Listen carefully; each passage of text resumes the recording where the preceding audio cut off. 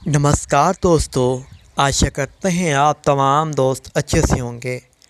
आज हम जानकारी आपको देंगे कि अंश नाम का अर्थ क्या होता है, इस नाम के व्यक्ति कैसे होते हैं, इनका बढ़िया सा शुभ रंग कौन सा होता है और अंश नाम के व्यक्ति के शुभ पत्थर कौन से होते हैं। तो नेम्स पॉइंट टीवी को सब्सक्राइब कर लें। अंश अंश नाम का अर्थ होता है सूरज के होते हैं। ये होता है इस नाम के व्यक्ति का अर्थ होता है। अंश एक हिंदी बच्चे का नाम माना जाता है और व्यक्ति के लिए रखे जाने वाला काफ़ी ज़्यादा सुंदर सा नाम होता है। अंश नाम के लड़कों का शुभ अंक 5 है और ये एक हिंदू धर्म का नाम है।